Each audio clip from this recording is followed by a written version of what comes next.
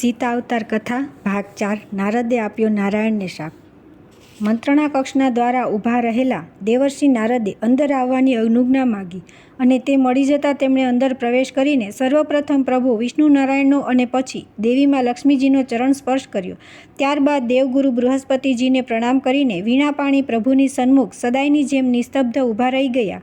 પછી પોતાની ચકોર નજર આ ત્રણેય ઈશ્વરીય વિભૂતિઓ પર ફેરવી લઈને નારાયણ નારાયણનો ધીમો નામોચ્ચાર કરીને દેવર્ષિ બોલ્યા, સ્વામી, આજે આપ હર હંમેશની જેમ પ્રસન્ન વદના નથી ભાસતા.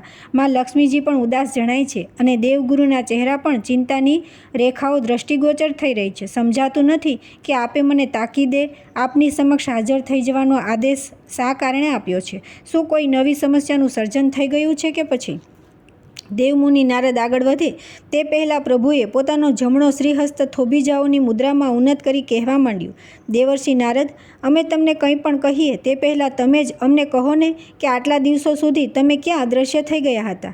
છેલ્લે મને પૃથ્વી પરથી ત્યાં વધી રહેલા રાક્ષસી અત્યાચારોની માહિતી આંતર સંદેશા દ્વારા પ્રસારિત કર્યા બાદ તમે ક્યાં ખોવાઈ ગયા હતા? મને તો અપેક્ષા હતી કે તમે મને રૂબરૂમાં છેલ્લામાં છેલ્લા સમાચારોથી વાકેફ કરવા આવશો, કિંતુ તમે તો દેખાયા જ નહીં. અને આજે જ્યારે મેં સામેથી તમને બોલાવ્યા ત્યારે જ મહેમાનની જેમ આવીને ઊભા રહી ગયા છો. શું વાત છે?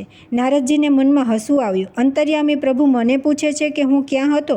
પોતે તો સર્વજ્ઞ છે, છતાં મારા મોંએ બોલાવવા માગે છે કે હું ક્યાં પહોંચી ગયો હતો.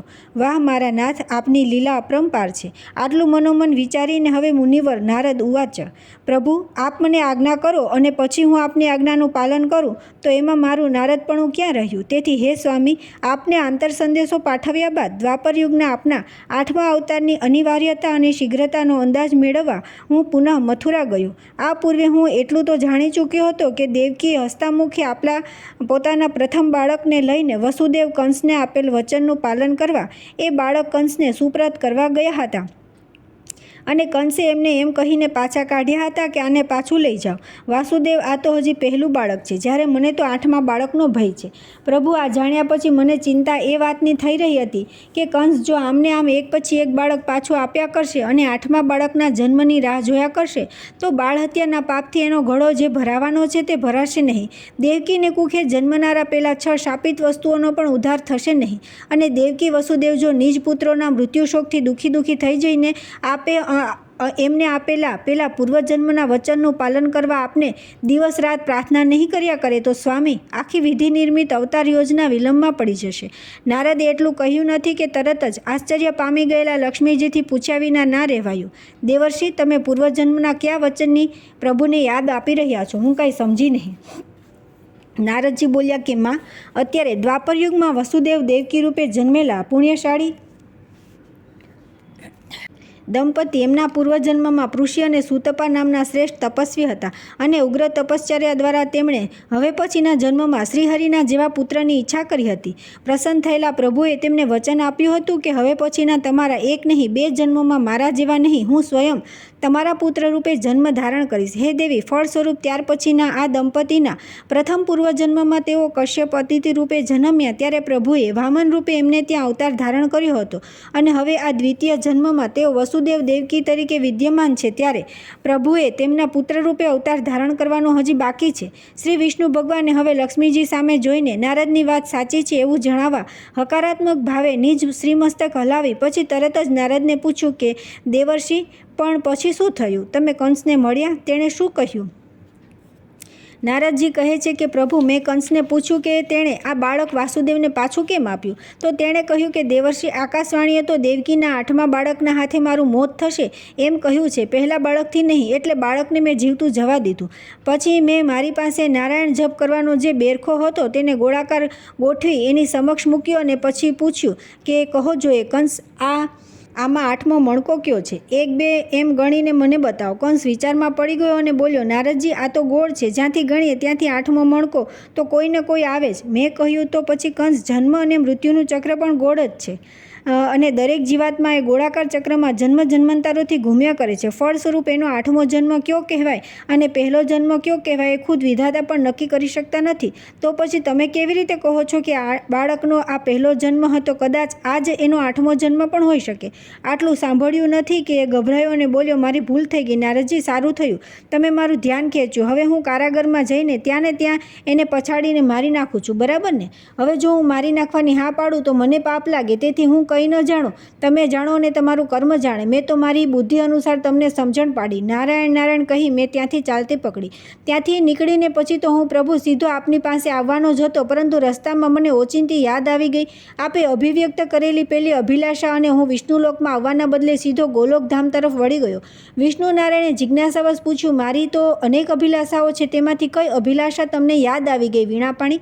નારદજી બોલ્યા, સ્વામી, થોડા સમય પૂર્વે આપે જ આ મંત્રણા કક્ષમાં બ્રહ્માજી અને મહાદેવજીની ઉપસ્થિતિમાં મારી સામે જોઈને કહેલું કે નારદ, દેવકૃપાથી મારો ત્રેતાયુગીન 7મો અવતાર તો હેમખેમ સંપન્ન થઈ ગયો. મારા બદલે અવતાર ધારણ કરનાર ગોલોકેશ્વર શ્રીકૃષ્ણનો હું જેટલો પણ આભાર ગણું તેટલો ઓછો છે. બસ હવે આ જ રીતે દ્વાપરયુગનો મારો 8મો અવતાર પણ તેઓ શ્રી ધારણ કરે એ જ મારી એકમાત્ર અભિલાષા છે, જેથી કરીને મારે માથેથી એક બહુ મોટી યુગવર્તી જવાબદારીનો ભાર ઉતરી જાય.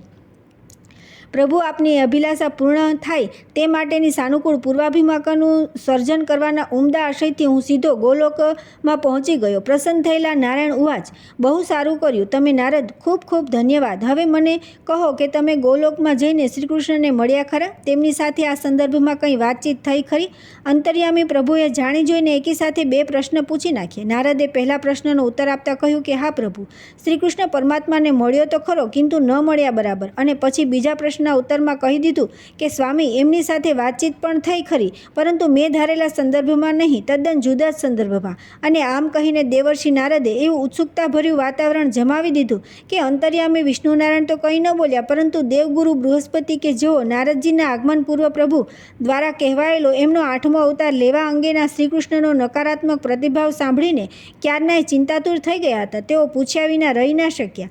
મુનિવર ભગવાન શ્રીકૃષ્ણ સાથે આપને કયા સંદર્ભમાં વાતચીત થઈ તે જાણવાની જિજ્ઞાસા હું રોકી શકતો નથી, કેમ કે એ વાતચીતના પરિપ્રેક્ષ્યમાં જ અમારે આપણી સ્વર્ગભૂમિમાં ઉપસ્થિત થયેલ કેટલીક મહત્ત્વની સમસ્યાઓનું નિરાકરણ લાવવા આગળ વધવાનું છે. તો કૃપા કરી પ્રભુ, જો સંમતિ આપતા હો તો જલ્દીથી આપ મને એ વાતચીતથી સુજ્ઞાત કરો. નારદજીએ પ્રભુની સામે દ્વિધાભરી નજર નાખી કે દેવગુરુને ગોલોકથી સંપ્રાપ્ત થયેલી માહિતીથી તથા ત્યાં પ્રવર્તતી પરિસ્થિતિથી સુમાહિતગાર કરવા કે કેમ.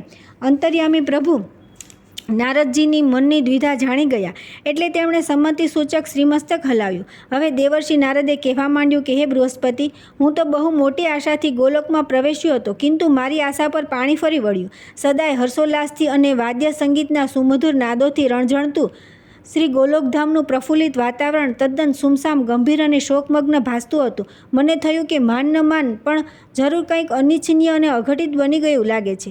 આવી વિષમ પરિસ્થિતિમાં કંઈ પણ જાણ્યા વિના સીધે સીધું શ્રીકૃષ્ણ પ્રભુને મળવા જવું અને એ મને ઠીક ન લાગ્યું. તેથી હું ગોલોકેશ્વરના કૃષ્ણ ભવનમાં ન જતા શ્રી રામાવતારના એમના સસુ શ્રી જનકવિદેહીના મિથિલા ભવન પર પહોંચી ગયો, એ આશયથી કે કદાચ મને એમની પાસેથી ગોલોકના આ નીરવ અને નિરાશ પરિસ્થિતિ પાછળનું સાચું કારણ જાણવા મળી જાય.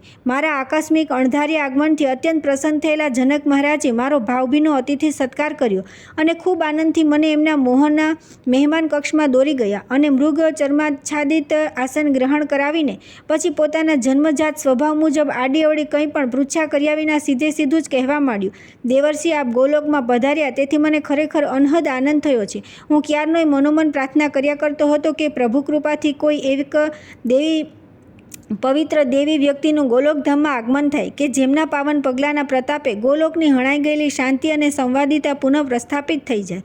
આટલું સાંભળતા વેત મને થયું કે પ્રભુ, આપની કૃપાથી મને તો વગર પૂછ્યે આપોઆપ ગોલોકના શોકગ્રસ્ત વાતાવરણ અંગે પૂછપરછ કરવાનો મોકો મળી ગયો. મેં ધીરેથી રહીને પૂછ્યું, મહારાજ, અત્યાર સુધીમાં એકેવાર નહીં ને આજે મને એવી શંકા કેમ થઈ રહી છે કે આ દેવભૂમિ ગોલોકનું વાતાવરણ ધૂંધવાયેલું અને અજંપા ભર્યું છે? કંઈ અજુગતું કે અનપેક્ષિત તો નથી બની ગયું ને? મેં એટલું પૂછ્યું પૂછ્યું ત્યાં તો જનકજી બોલ્યા, નારદજી, આપની શંકા તદ્દન સાચી છે. જેના મૂળમાં બીજું કોઈ નહીં, અમારા ગોલોકધામના પહેલાં પરમહંસાત્માઓ છે. દેવર્ષિ, એકવાર માનવ દેહે જન્મ લીધા પછી માનવ સ્વભાવશ જીવનભર જે શુભ અશુભ સંસ્કારો પ્રત્યેક જીવાત્માના સૂક્ષ્મ દેહમાં સુદૃઢ થઈ ગયા હોય છે, તે સંસ્કારો જીવાત્માના મૃત્યુ બાદ કર્માનુસાર તે જે કોઈ યોનિમાં પ્રવેશ કરે છે ત્યાં પણ સાથે ને સાથે જાય છે. મૃત્યુ પામવાથી તે સાવ નિર્મૂળ તો થઈ જતા નથી. આ એક સનાતન સત્ય છે. સામાન્ય કક્ષના પુણ્યાત્માઓની બાબતમાં આવું બને તો તે કદાચ સ્વાભાવિક ગણાતું હશે, કિંતુ પરમહંસાત્મા જેવા સર્વોચ્ચ કક્ષાના પુણ્યાત્માઓ પણ જો આ માનવ જન્મના સંસ્કારોની પકડમાંથી મુક્ત ન થઈ શકે અને ગોલોક જેવી પુણ્યતમ ભૂમિમાં પ્રવેશ મેળવ્યા પછી પણ પ્રસંગોપાત માનવીય વર્તન દાખવે તો હે દેવર્ષિ, તમે જ કહો, ગોલોકની પવિત્રતા અને સર્વોપરિતાને ઝાંખપ લાગે કે નહીં? આટલું કહેતો તો જનક જેવા પરમ વિદેહી મહાઆત્માથી એક આછો નિશ્વાસ નખાઈ ગયો. આશ્ચર્યચકિત થઈ ગયેલા મેં હળવે રહીને કહ્યું, આપની વાત તદ્દન સાચી છે જનકજી. પરમહંસાત્મા કોટીના પુણ્યાત્માઓ આવું માનવીય વર્તન ગોલોકની ભૂમિ પર દાખવે તે તો અનિચ્છનીય જ નહીં, અક્ષમ્ય પણ ગણાય. હે મહાત્મન, આપને જો વાંધો ન હોય તો મને એટલું કહો ને કે ગોલોકના પરમહંસાત્માઓ કઈ બાબતમાં આવું માનવીય વર્તન દાખવી રહ્યા છે? જનકજીએ કહ્યું, ટીકા ટિપ્પણ અને આક્ષેપો કરવાની બાબતમાં. કોની સામે અને ક્યાં કારણ? મેં પૂછ્યું. જવાબમાં જનકજીએ સંકોચસહ કહ્યું, આમ તો ગોલોકેશ્વર પ્રભુ શ્રી કૃષ્ણની સામે, કિંતુ વાસ્તવમાં તો પરોક્ષ રીતે તમારા સ્વામી શ્રી વિષ્ણુ ભગવાન સામે પણ.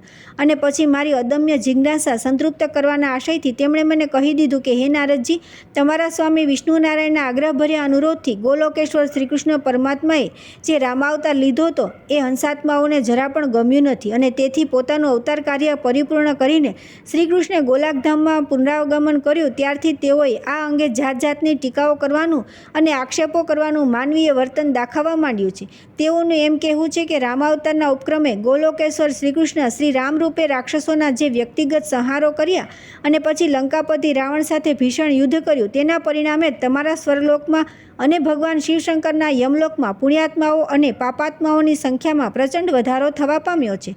હે દેવગુરુ, જનકજીની આ વાત સાંભળીને મને અત્યંત દુઃખ થયું. મેં કહ્યું કે હે વિદેહી, આ તો તદ્દન અર્થહીન ચર્ચા છે અને તેઓ શ્રી કૃષ્ણ પરમાત્મા પર કે વિષ્ણુ ભગવાન પર વસ્તી વિસ્ફોટનો જે આક્ષેપ મૂકી રહ્યા છે તે પણ તદ્દન વાહિયાત છે. આવું કંઈ નથી. ત્રેતાયુગમાં આજે કંઈ બન્યું તેની પાછળનું મૂળભૂત કારણ તો જુદું જ છે. જનકજીએ કહ્યું, પરંતુ નારદજી, આ સત્ય તેમના ગળે ઉતારે કોણ? મેં કહ્યું, હું ઉતારીશ. જનકજી, તમે ચિંતા ન કરો. મને એટલું કહો કે ગોલોકના પરમહંસાત્માઓના સમુદાયના અધિપતિ કોણ છે અને તેનું નેતૃત્વ કોણ સંભાળે છે? જનકજી કહે, મારું અહીં આગમન થયું ત્યારબાદ ગોલોકેશ્વરી શ્રી રાધાજીએ આ પરમહંસાત્માઓના સમુદાયનું આધિપત્ય મને સોંપ્યું છે અને આ પરમહંસાત્માઓનું નેતૃત્વ અત્યારે ભૃગુ નામના એક દિવ્ય કોટીના હંસાત્મા સંભાળી રહ્યા છે. મેં કહ્યું, અતિ સુંદર. તો હવે એમ કરો જનકજી, આપ આપના દૂત મારફતે તે ભૃગુદેવને સંદેશો પાઠવી દો કે વિષ્ણુલોકથી નારદ અહીં આવ્યા છે અને પરમહંસાત્માઓને મળવા માગે છે, માટે શીઘ્રાતિ શીઘ્ર તેઓ તમામ હંસાત્માઓને લઈને સભાગૃહ પર આવી જાય. બસ પછી તો મેં કહ્યું તે પ્રમાણે થઈ ગયું. સર્વે પરમહંસાત્માઓ ગોલોક ધામના સભાગૃહ મધ્ય આવીને ગોઠવાઈ ગયા. જનકજીએ મને કહ્યું, ગોલોકના સુવિખ્યાત મધુરાસવનું પાન કરાવ્યું અને અમે બંને સભાગૃહ પર પહોંચી ગયા. ભૃગુદેવે ગોલોકના દિવ્ય પુષ્પના ગુચ્છ વડે મારું હાર્દિક સ્વાગત કર્યું અને સર્વે પરમહંસાત્માઓએ હર્ષનાદ અને તાળીનાદથી મને આવકાર્યું. અમે રંગમંચ પર સ્થાન ગ્રહણ કર્યું. પછી તરત જ જનક વિદેહી સૌને એકત્રિત કરવા પાછળનું કારણ અભિવ્યક્ત કરીને કહી દીધું કે આપ સૌના મનમાં જે પ્રશ્ન ક્યારનોય ઘૂઘવાયા કરે છે તેની સવિગત જાણ મેં દેવર્ષિ નારદને કરી છે અને તેથી તમારી શંકાનું નિવારણ કરવા મારા ખાસ આગ્રહથી તેઓ અત્રે પધાર્યા છે. હવે હું તેમની વિનંતી કરું છું કે તેઓ આપણને સંબોધન કરે. નારદજી આમ કહીને તેમણે મને ઉદ્બોધન કરવાની તક પ્રદાન કરી. મનમાં 3 વાર હે નારાયણ પ્રભુ આપનું સ્મરણ કરીને મેં તેમને સીધો આ પ્રશ્ન જ પૂછ્યો કે હે પુણ્યાત્માઓ, મને એટલું કહો કે શ્રી વિષ્ણુ, શ્રી કૃષ્ણ અને શ્રીરામ આ 3 નામધારી ભગવાન જુદા જુદા છે કે એક જ છે? આગલી હરોળમાં બિરાજેલા એક હંસાત્મા ઊભા થઈને કહ્યું કે એક જ પરબ્રહ્મ પરમાત્માના 3 જુદા જુદા ભગવદીય સ્વરૂપ છે. મેં કહ્યું, સરસ. તો હવે મને એ કહો કે આ 3માંથી કોઈ એક ઈશ્વરી વિભૂતિ અવની પર અવતાર ધારણ કરીને પોતે નિર્ધારિત કરેલા ધ્યેયની પરિપૂર્તિ માટે જે અવતાર લીલાઓ કરે તે તેણે એકલાએ જ કરી ગણાય કે સ્વયં પરબ્રહ્મ પરમાત્માએ કરી ગણાય? કોઈ એક પરમહંસાત્માએ મોટેથી ઉત્તર આપ્યો, તેમણે એકલાએ કરી ના ગણાય, એ તો સ્વયં પરબ્રહ્મ પરમાત્માએ જ કરી ગણાય. મેં એમને ધન્યવાદ આપ્યા. ત્યાર પછી મેં કહ્યું કે હે પરમહંસાત્માઓ, હવે હું તમને પૂછું છું કે આ 3 ભગવદીય સ્વરૂપોમાંથી કોઈ એકને સંજોગાવશાત કોઈ ઋષિએ માનવ અવતાર ધારણ કરવાનો શાપ આપ્યો હોય અને શાપ નિમિત્તે પેલા ભગવદીય સ્વરૂપને કોઈ અત્યાચારીની વ્યક્તિગત હત્યા કરવી પડે અથવા તો એકથી વધુ દુષ્ટાત્માઓને સામૂહિક સંહાર કરવા યુદ્ધ કરવું પડે, તો એ કહેવાતા હિંસક કૃત્ય માટે ઈશ્વરી વિભૂતિ પોતે જવાબદાર ગણાય કે પછી આવું કૃત્ય કરવા માટે તેમને પ્રેરનાર પેલા શાપ આપનાર ઋષિ ગુનેગાર ગણાય? મારા આ પ્રશ્નનો જવાબ આપવાને બદલે પાછલી હરોળમાં બેઠેલા એક પરમહંસાત્માએ સામેથી મને પ્રશ્ન પૂછ્યો કે દેવર્ષિ ખુદ ભગવાન જેવા ભગવાનને શાપ આપવાની હિંમત કરનાર એ ઋષિ કોણ હતા? ક્રોધ મૂર્તિ શ્રી દુર્વાસા મુનિ તો નહોતા ને? મેં તરત જ કહ્યું, ના, એ ઋષિ દુર્વાસા મુનિ નહોતા. એ ઋષિ તો દેવર્ષિ નારદ યાને હું પોતે હતો. અને તેથી હવે હું સામેથી તમને કહી દઉં છું કે બંને લોકમાં વસ્તી વિસ્ફોટની સમસ્યા સર્જવા માટે ગોલોકેશ્વર શ્રી કૃષ્ણ, દશરથ નંદન શ્રી રામ કે મારા સ્વામી શ્રી વિષ્ણુ નારાયણ, આ 3માંથી કોઈ જવાબદાર નથી. ભગવાન વિષ્ણુ નારાયણને એક સાથે 3 શાપ આપનારો આ તમારી સામે ઊભેલો હું નારદ જ જવાબદાર છું. આટલું સાંભળ્યું નથી કે ગોલોકના એ સભાગૃહમાં ભારે સન્નાટો છવાઈ ગયો. બધા ફાટી આંખે મારી સામે અપલક તાકી રહ્યા. સૌની વતીથી તેમના નેતા શ્રી ભૃગુદેવે જ મને પૂછ્યું કે નારદ મુનિ, આપ તો વિષ્ણુ ભગવાનના પરમ ભક્ત છો અને અહર્નિશ નારાયણ નારાયણના અજપા જપ જપ્યા કરો છો, તો પછી એવું તે શું બન્યું કે ગુસ્સે થઈને આપને આપના જ ઈષ્ટદેવને શાપ આપવા પડ્યો? માન્યામાં નથી આવતી આ વાત. આવા 3 શાપ એક સામટા આપવા પાછળનું કારણ જાણવા ન કેવળ હું બલકે અત્રે ઉપસ્થિત તમામ હંસાતાત્માઓ અત્યંત ઉત્સુક થઈ ગયા છે અને આપની સામે અપલક નિરખી રહ્યા છે. તો કૃપયા આવા શાપ આપવા પાછળનું રહસ્ય જો આપ અમને જણાવશો તો શક્ય છે કે છેલ્લા કેટલાય સમયથી ગોલોક મધ્યે ચાલી રહેલી અક્ષેપાતક ચર્ચાનો અહીં ને અહીં અંત આવી જશે અને મુનિવર આપનું આજનું શુભાગમન અમારા ગોલોક માટે આશીર્વાદરૂપ બની રહેશે. મેં જનક વિદેહી સામે જોયું તો તેણે નેત્ર ઈશારે આવો જ અનુરોધ કર્યો. ફળ સ્વરૂપ હે બૃહસ્પતિજી, મારે ન છૂટકે એ શાપવાળી ઘટના સંક્ષેપમાં આ પરમ હંસાત્માઓને કહી દેવી પડી. હે હંસાત્માઓ, એકવાર એવું બન્યું કે હિમાલયની તળેટીમાં ફરતા ફરતા મારી નજર એક સુંદર ગુફા પર પડી. બાજુમાં ગંગાજી વહેતા હતા. વાતાવરણ તદ્દન નીરવ અને ખુશનુમા હતું. આ જોઈ મને વિચાર આવ્યો કે જિંદગીભર ખૂબ પરિભ્રમણ કર્યું, હવે આ ગુફામાં બેસીને તપશ્ચર્યા કરું. મેં તો નારાયણનું સ્મરણ કરીને સાધના શરૂ કરી. સમય જતાં મને સમાધિ લાગી ગઈ. ઇન્દ્ર ગભરાયો. એને શંકા થઈ કે હું એનું ઇન્દ્રાસન પડાવી તો નહીં લઉં ને. એણે કામદેવને મારી સમાધિ તોડવા માટે મોકલ્યા. કામદેવે વસંત ઋતુનું નિર્માણ કર્યું, અપ્સરાઓ પાસે નૃત્ય કરાવ્યા, મને સમાધિ ભંગ કરવા થાય એટલા બધા પ્રયત્ન કર્યા, પરંતુ તે નિષ્ફળ ગયા. મારી સમાધિ તૂટી નહીં. ભગવાન શંકરની સમાધિ તોડનારો કામદેવ મારી આગળ પરાજિત થયો. મારા ચરણોમાં ઝૂકી પડ્યો. મારા કંઠમાં સ્વર્ગના પારિજાતની દિવ્યમાળા પહેરાવી તે મને આંખો ખોલવા કરગરવા લાગ્યો. તે જોર જોરથી બોલવા લાગ્યો, બાબા, આંખો ખોલો, મને માફ કરો, આપ જીત્યા ને હું હારી ગયો.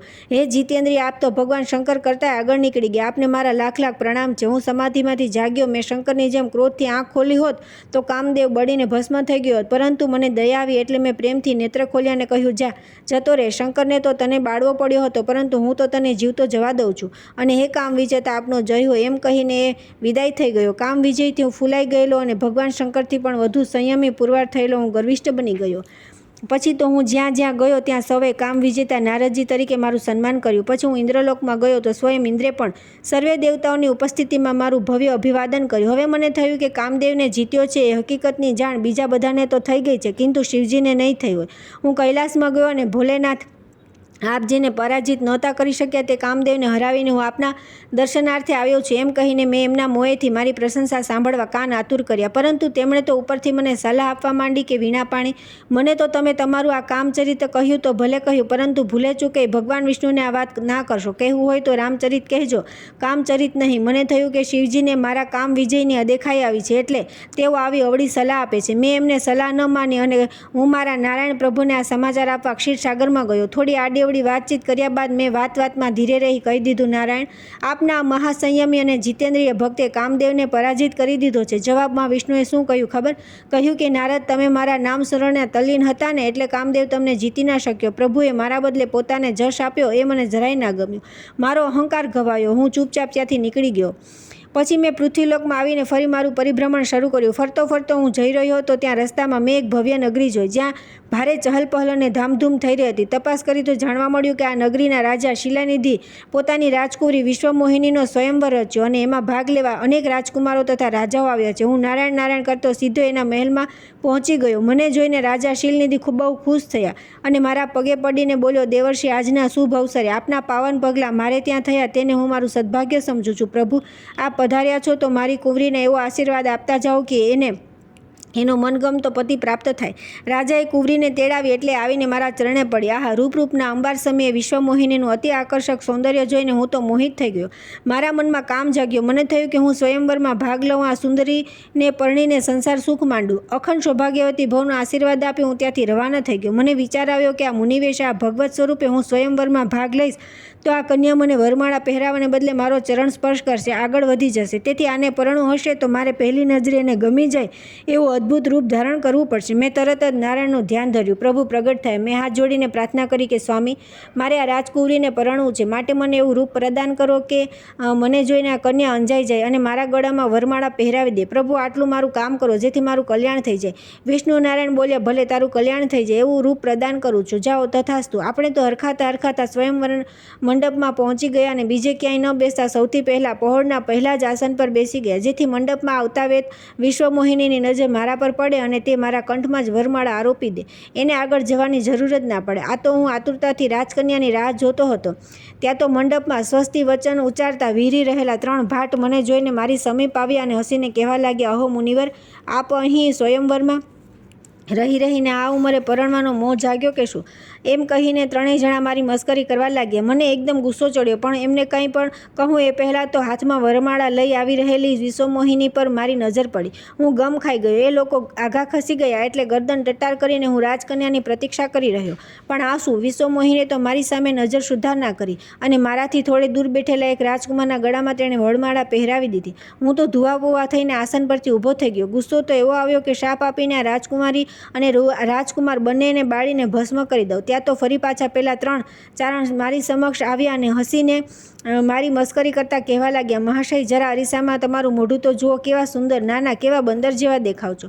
મેં ક્રોધની પરિસીમા વટાવી દીધી અને મારો બધો ગુસ્સો આ લોકો પર ઉતરી પડ્યો. મેં કહ્યું, નરાધમો, તમે મારા જેવા એક સંતની મશ્કરી કરો છો, માટે જાઓ, રાક્ષસ થઈને પૃથ્વી પર જન્મ લેજો. શાપ આપીને ગુસ્સાથી બળું થઈ રહેલો હું આગળ વધ્યો. થોડે દૂર ગયો ત્યાં એક જળાશય આવ્યું. એના નિર્મળ જળમાં મેં મારો ચહેરો જોયો તો આ શું? કાળા મોહવાળા વાનરની આકૃતિ. વિષ્ણુએ મને વાંદરો બનાવ્યો. મેં રૂપ માગ્યું તો મને કુરૂપ આપ્યું. મારો બધો ગુસ્સો હવે વિષ્ણુ પર ઉતરી પડ્યો. હવે હું વિષ્ણુ મળે એટલી જ વાર છે. કાં હું નહીં, કાં વિષ્ણુ નહીં. જતાં મેં ફરીથી જળમાં મારું પ્રતિબિંબ જોયું તો અસલ મારું નારદનું જ રૂપ પાછું આવી ગયેલું.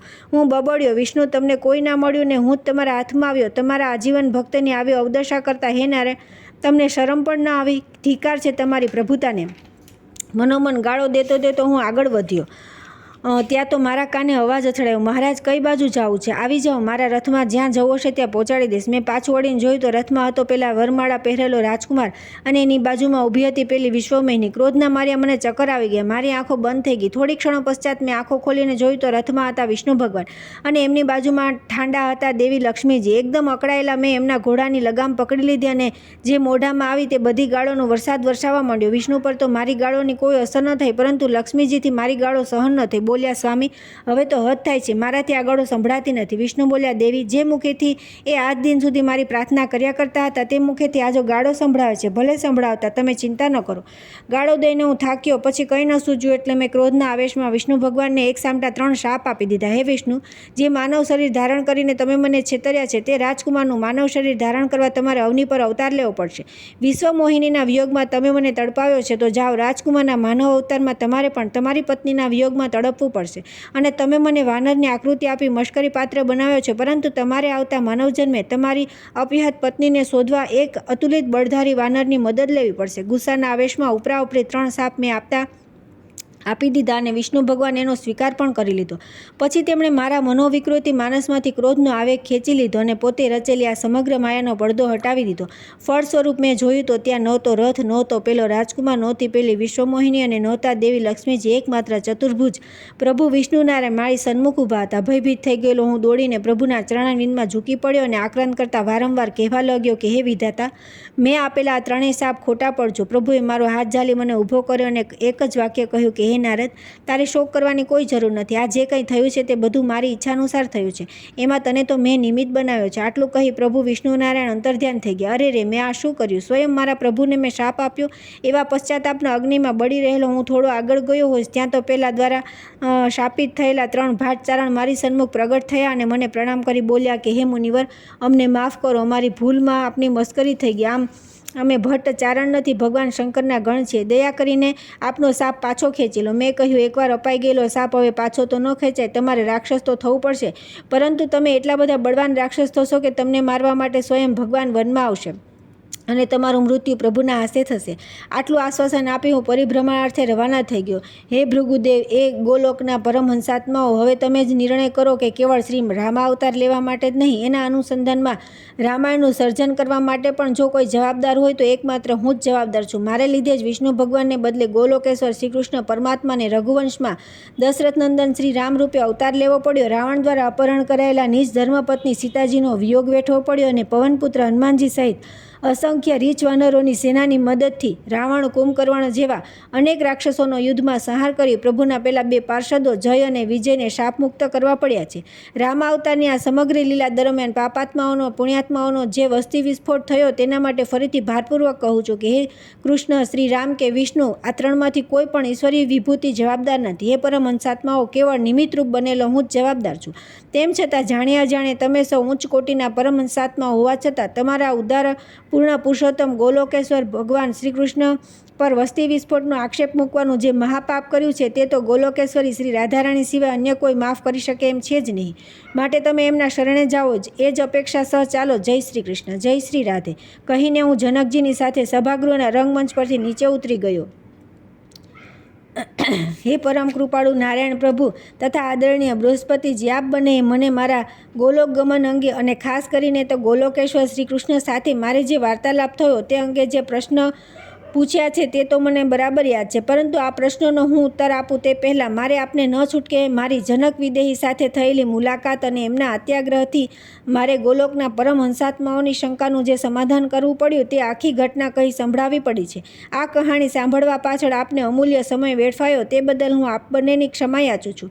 આમ વિષ્ણુલોકના મંત્રણા કક્ષમાં વિષ્ણુ ભગવાન, દેવી લક્ષ્મીજી તથા દેવગુરુ બૃહસ્પતિજી સમક્ષ ભગવાનના આદેશથી ઉપસ્થિત થયેલ દેવમુનિ નારદજી વિનમ્ર ભાવે ક્ષમાયાચના કરી રહ્યા હતા, જે સાંભળીને તરત જ પ્રભુ બોલ્યા, હે દેવર્ષિ, તમારે ક્ષમા યાચવાની કોઈ જરૂર નથી. તમે તો ગોલોકમાં જઈને ગોલોકેશ્વરને પહેલાં મળ્યા એમનો જ ઉદ્વેગ અને ઉચાટ દૂર કરવાનું બહુ મોટું કામ કરી દીધું છે. મને ખાતરી છે કે આ જાણ્યા બાદ શ્રી કૃષ્ણ તમારા પર અતિ પ્રસન્ન થઈ ગયા હશે. વળી સાથોસાથ તમે મને પણ ઘણી શાંતિ પ્રદાન કરી છે, કેમ કે મારો 8મો અવતાર લેવાની ઘસીને ના પાડવા છતાં શ્રી કૃષ્ણે મને જે 2 કારણ ગણાવ્યા હતા તેમાંનું એક જાહેર કારણ તો તમે એવું સચોટપણે નિર્મૂળ કરી નાખ્યું કે મારો ભાર પણ થોડો હળવો થઈ ગયો છે. બસ હવે પેલું બીજું જ એમનું અંગત કારણ છે તે કયું છે તે જે જાણવા મળી જાય તો આપણું ઘણું મોટું કામ થઈ જાય. એટલા માટે તો ન કેવળ હું અને બૃહસ્પતિ કિંતુ દેવી લક્ષ્મીજી પણ એ જાણવા અત્યંત આતુર છીએ કે શ્રી કૃષ્ણ સાથે તમારે શી વાતચીત થઈ. કેમ દેવી, ખરું કહું છું ને? પ્રભુએ લક્ષ્મીજીને પૂછ્યું. તરત જ લક્ષ્મીજી બોલ્યા, હા સ્વામી, ખરી વાત છે. આપે હમણાં મને જે સૂચન કર્યું છે શ્રી કૃષ્ણથી રીસાયેલા રાધાજીને મનાવવા અંગેની કાર્યવાહી હું પાર્વતીજી તથા બ્રહ્માણી સાથે ચર્ચા કરીને હાથ ધરું તો એ માટે મારે પણ એ જાણવું ખૂબ જરૂરી છે કે નારદ સાથે શ્રી કૃષ્ણે શી વાતચીત કરી. તેથી હે ભક્ત નારદ, હવે તમે વિના વિલંબે અમને એ કહી સંભળાવો કે શ્રી કૃષ્ણે તમને રાધારાણીને રીસામણા અંગેનું કોઈ કારણ કહ્યું છે કે કેમ? આ મંત્રણા કક્ષમાં બિરાજમાન ત્રણેય ભગવત સ્વરૂપે અત્યંત જિજ્ઞાસા વ્યક્ત કરી એટલે પછી ગોલોકમાં શું થયું તેની માહિતી તેમણે આપવા માંડી. હે સ્વામી, પછી તો જનક વિદેહી અને હું ગોલોકના સભાગૃહમાંથી બહાર નીકળી ગોલોકેશ્વર શ્રી કૃષ્ણ પ્રભુના નિવાસસ્થાન ભણી આગળ વધ્યા.